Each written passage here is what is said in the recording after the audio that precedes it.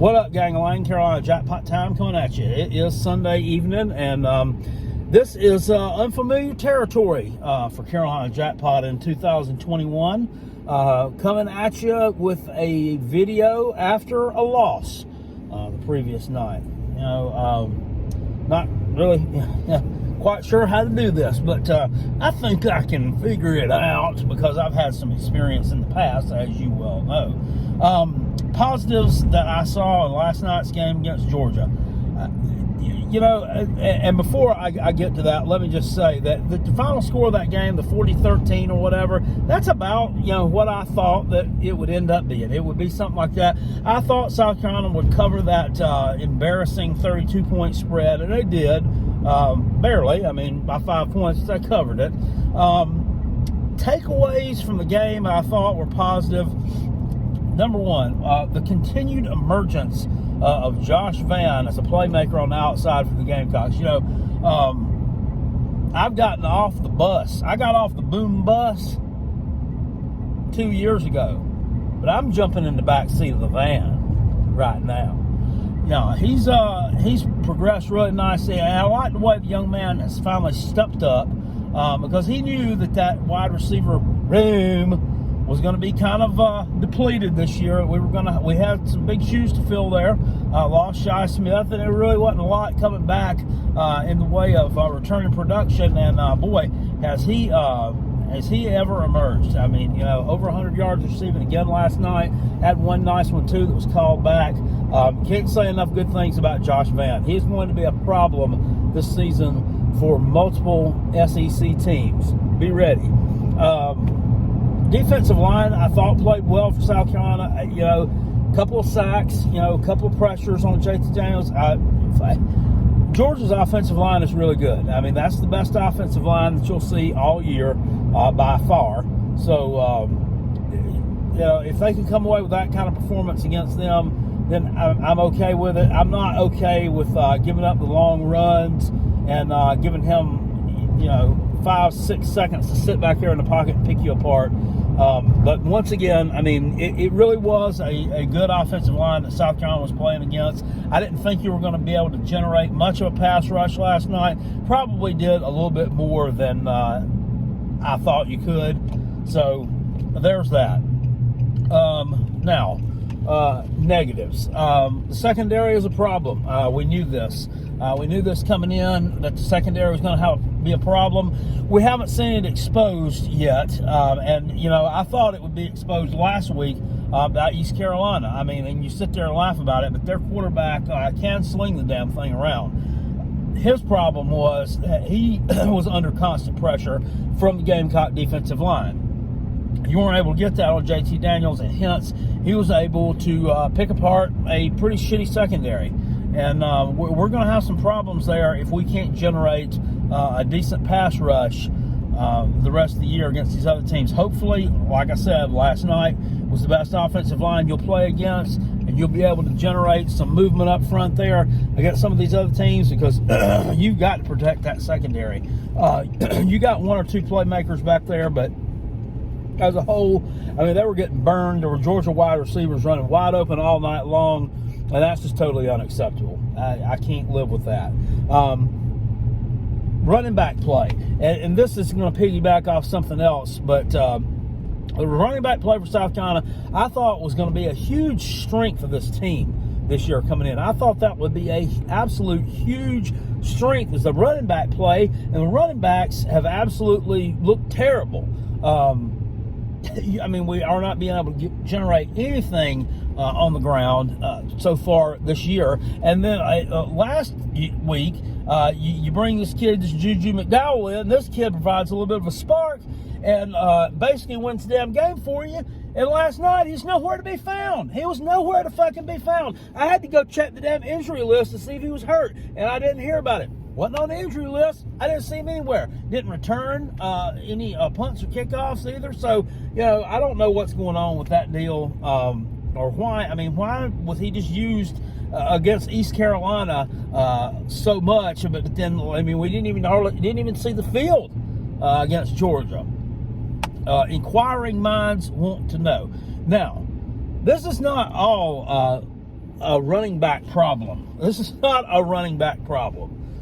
They don't look good, but this is a coaching issue. This is an offensive line problem. How the hell can you be marching out that same damn offensive line that had a guy rush for over 1,000 yards last year against 10 SEC opponents?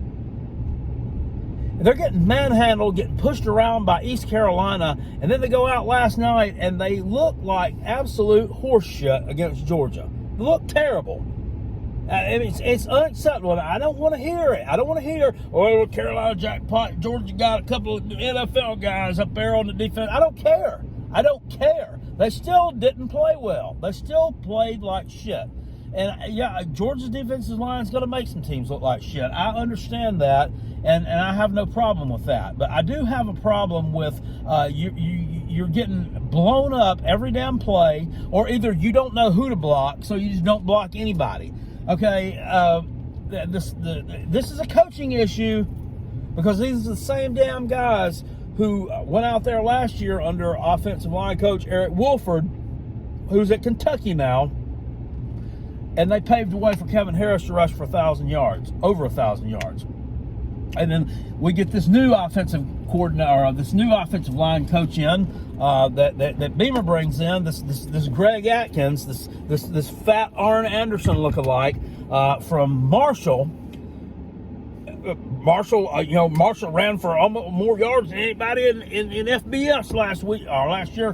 Last 2 years, Carolina jackpot. I mean, he's going to do great things down here. Well, all I can say is Marshall must have been playing against some damn taffy-ass fucking defenses over there in Conference USA. They must have been. Either that or their damn offensive line must have all weighed 400 pounds and ran like a damn deer. Because I don't see it, man. I don't see it. I mean, things have regressed. These guys look confused. They don't know who to block. But I'm pretty sure that there's no blocking scheme out there where it includes you getting blown up by the defensive tackle. So maybe we just need to start executing a little better. Maybe it's a player problem too, just as much as it's a coaching issue there. Because that unit right there and the running backs, which go hand in hand, I thought would have been the strength of the offense going into this year, and you're the weakest parts of the offense. The wide receivers are doing a fantastic job for what they've got to work with, And now that brings me up to something else. Why is it, I mean, why does Shane Beamer keep starting this damn Zeb Nolan fucker at quarterback? Why does he keep starting him? Yeah, I know. He threw a couple of nice passes last night, or one. He completed one nice pass. And then, he gets injured, and then here comes Luke Doty in, and there ain't nothing wrong with him. There was no reason why he shouldn't have started that ball game last night. No reason why he shouldn't have started that ball game last night, and no reason why he should have probably been playing last week. I'm no doctor, and, I'm not in the medical staff or in the injury tent, so I don't know. But I can't imagine that there would have been that much difference from September 11th to September 18th. That's just me. And, I don't know why we keep trotting this guy out there. He's not doing anything to help your program out. Luke Doty is the one who needs to be developed. He's the one who needs to be taking the reps. And, there's no other reason for that. Or then you need to let those other backups down there, this young Connor Jordan kid or whatever's name, and the Colton kid, you need to be letting them take some reps too in these games. Let them see what it's like. The St. Francis dude and Zeb Nolan, they're not getting the job done. They're not going to get the job done for you. So play these young guys. Let them take some damn lumps now.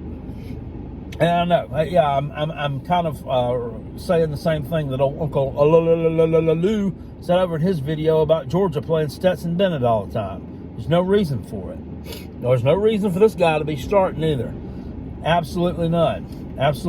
Go back to the grocery store, try to work on getting an assistant manager job, and everything will be great. Everything will be just great. Get the hell off the damn football field. Not good.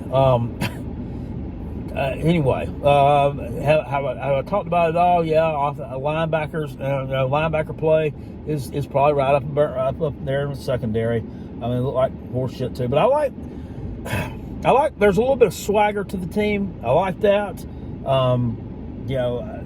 couple of unsportsmanlike penalties there.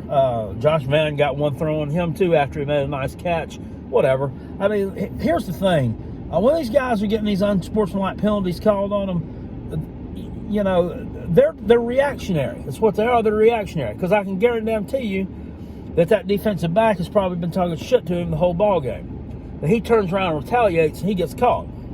So that's the thing. You can't retaliate all the time. You got to hit first. Don't hit back. You know, get them later on.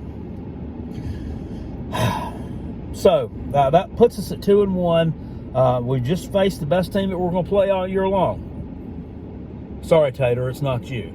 It's not you this time. You're probably not even better than anybody else. You're probably about the third best team that will play the rest of the season. Let's see.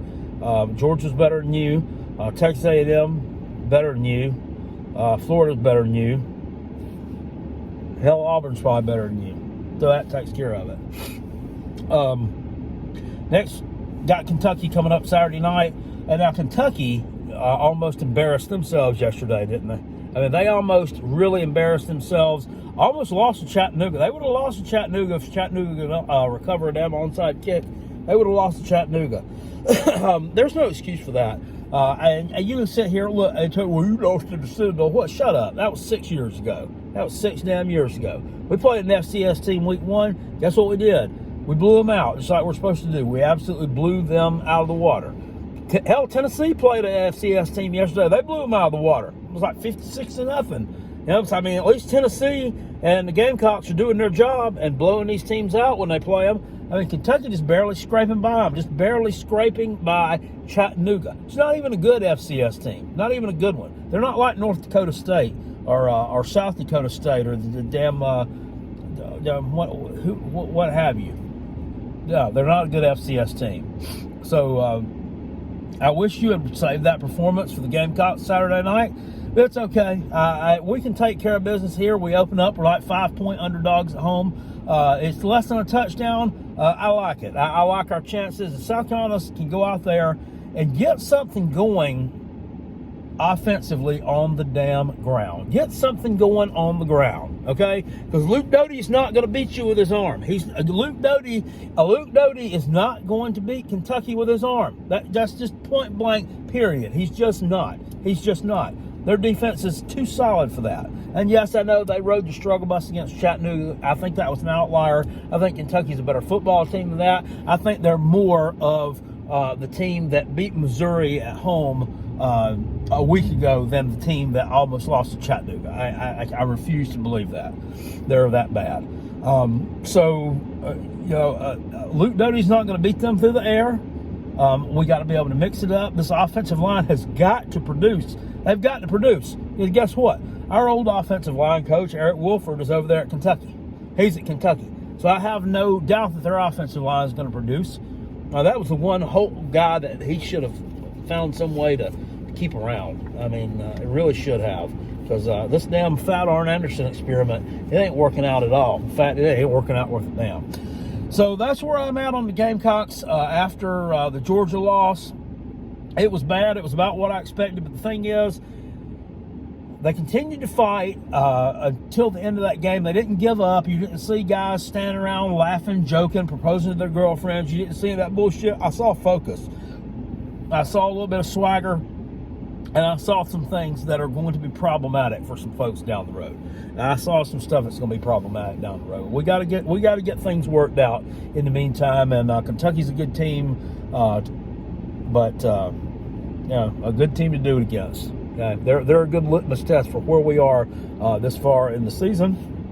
We're an underdog at home. I think we put it all together. I think it all clicks next Saturday night, and I think we go out there and we kick their ass. I think that it's going to be something like the 2019 game, where I think Carolina might have even been an underdog in that game. I'm not sure, we were just a very slight favorite, and we went out there and absolutely housed Kentucky. It was like 24-0 in the fourth quarter, and then we let them score a garbage time touchdown. That's what I want to see Saturday night, and that's what I think we will see. I can feel the culture shifting. It is shifting. It is starting to shift, and it's going to start producing results real soon. I'll see y'all later. If you're not subscribed, subscribe to this channel. And if you're new around here, stay true around here. You'll enjoy it.